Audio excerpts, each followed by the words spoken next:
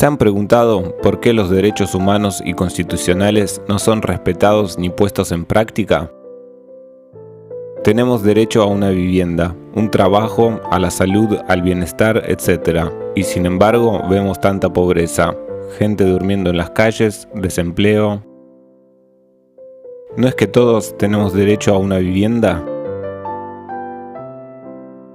Bienvenidos a Juego Despierto. Esta información es sumamente importante para todos, no importa en qué país vivas. Al principio puede sonar engorrosa y confusa, pero por favor escuchen todo para entrar en el tema. Todos tenemos la ilusión de que todas las personas son iguales. De hecho, de acuerdo con las normas internacionales generalmente aceptadas, todas las personas se clasifican en determinadas categorías. La clasificación de categorías de personas se basó en el derecho romano sobre el que se construyen los sistemas legales de la mayoría de los países del mundo. En otras palabras, su estructura legal se basa en los principios de la esclavitud, ya que la antigua ley romana describe precisamente el sistema esclavista.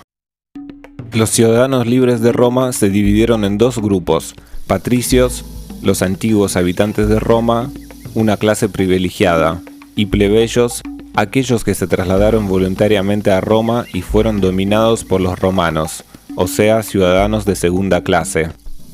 También había otras clases que no eran ciudadanos, tenían solo algunos derechos legales, y los esclavos que estaban privados de todos los derechos. En el mundo moderno también hay signos para la clasificación de personas según el derecho romano. Es posible reconocer a qué clase pertenece una persona escribiendo su nombre completo, documento o el nombre legal de la persona. 1. Patricios. Una persona viva, hombre o mujer, clase privilegiada, el estatus legal más alto, escribiendo solo el nombre María, por ejemplo, la reina Isabel II. 2. Ciudadanos plebeyos. Tienen algunos derechos, pero no de un orden superior. Escribiendo el nombre es María Luisa Gómez. 3. Libertos. Personas que se autodenominan organismos estatales y ejecutivos con poderes, intendentes, policías, etc. Escribiendo el nombre María Luisa Gómez. 4. Esclavos. Individuos sujetos privados de todos los derechos como objetos inanimados, no vivos, legalmente muertos. Escrito de esta forma: Gómez María Luisa. Las personas también se pueden clasificar según capitis de minutio. 1. María Luisa Gómez, escrito en minúsculas, ser humano vivo que solo responde al Creador. Puede ejercer su voluntad libremente. 2. María Luisa Gómez, con las iniciales en mayúsculas, capitis de minutio mínima. El individuo conserva sus derechos de ciudadano y su libertad, pero se produce un cambio en su estatus familiar. 3.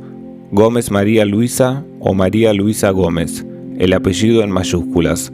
El individuo pierde sus derechos de ciudadano, pero no es afectada su libertad ambulatoria. 4. Gómez María Luisa o María Luisa Gómez, todo en mayúsculas, capitis de minutio máxima. El individuo pierde su condición de ciudadano, los derechos civiles, la libertad y se convierte en esclavo. Cuando nace una persona, debe estar inscrita en el hospital de maternidad que ha nacido viva. Esta entrada se ingresa en la factura, como para bienes o mercadería, completada para el niño, donde se indica la altura, el peso y otros datos. Además de un registro de un nacimiento vivo, se ingresa en el libro de actas del registro civil, que luego emite un certificado de nacimiento.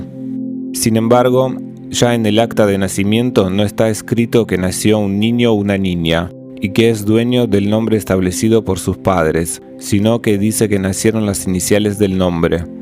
Por lo tanto, en lugar de una persona se obtiene un ciudadano, y no nace la persona misma, sino el nombre en forma de nombre y apellido.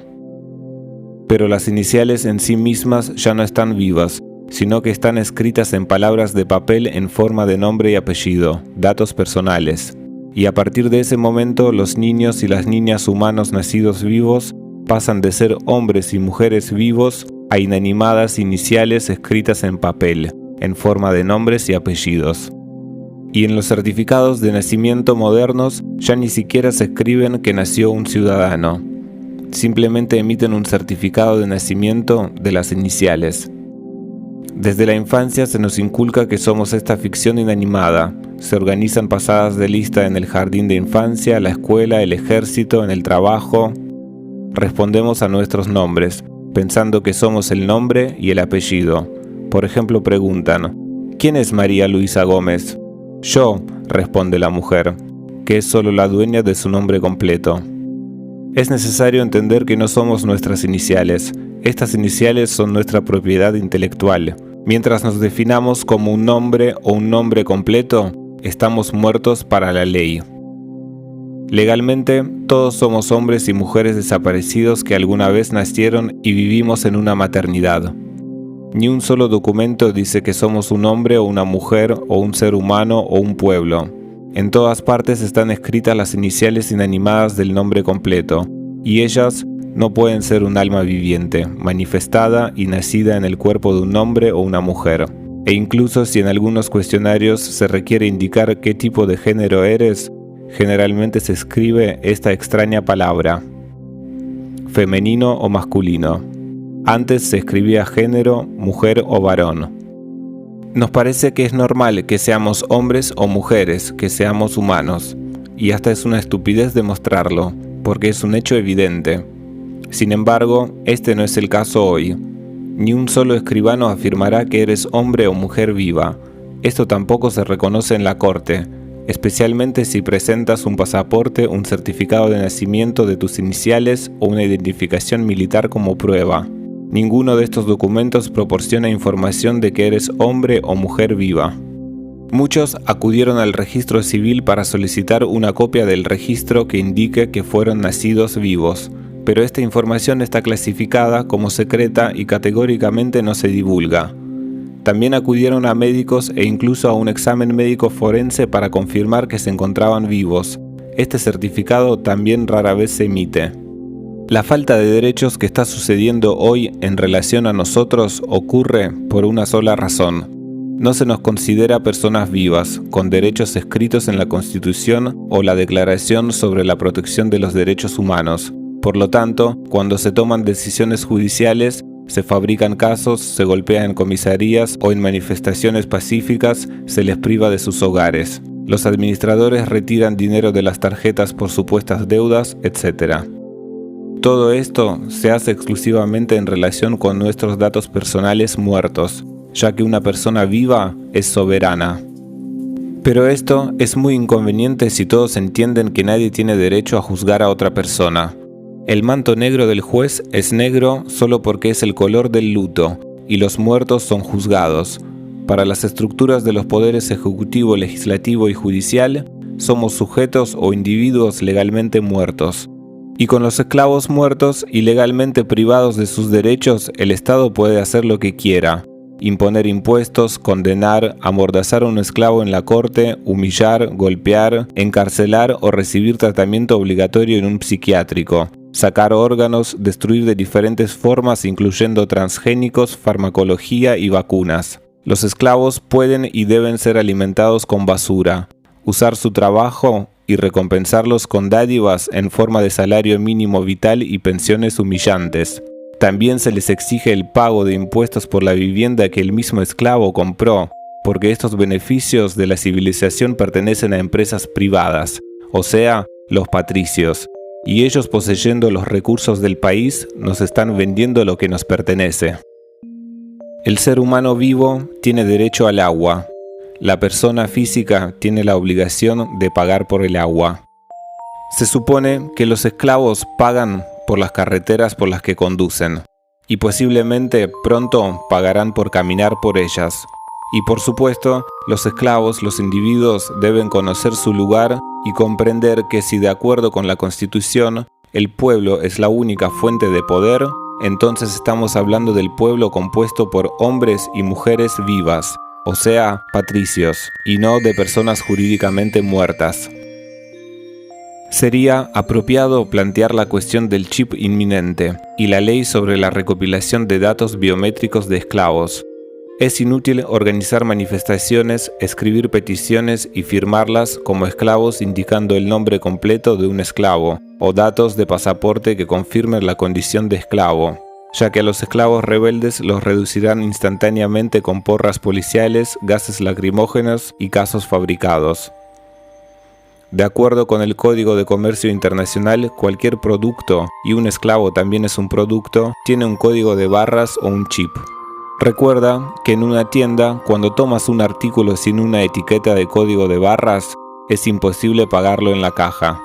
Y los patricios modernos necesitan comercializar a gran escala, y lo más importante es hacerlo legalmente.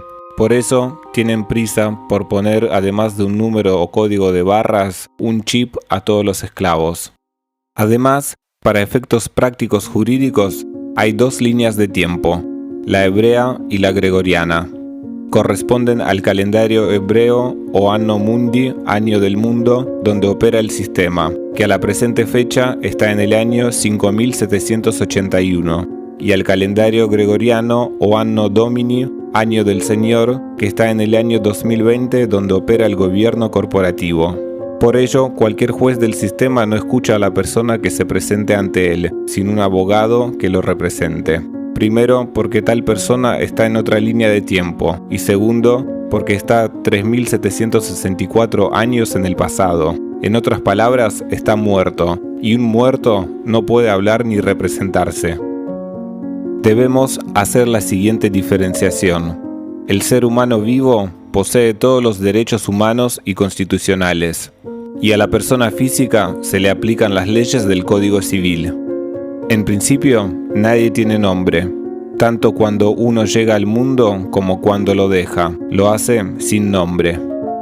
Recordemos que el silencio es signo de consentimiento. Por lo tanto, si guardas silencio, significa que automáticamente aceptás que eres un esclavo muerto.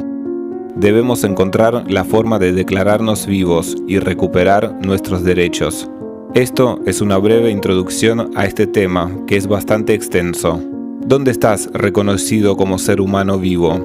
¿En qué papel jurídico o documento está asentado esto? Ahora entendemos por qué todos los caminos conducen a Roma. Estoy muy agradecido a todos los que colaboraron con el canal. Muchas gracias. El que quiera y pueda colaborar con el canal, abajo les dejo los links. Gracias a todos por su atención. Esto fue Juego Despierto. Suscríbase al canal y no olviden que la fuerza está en la verdad. Gracias.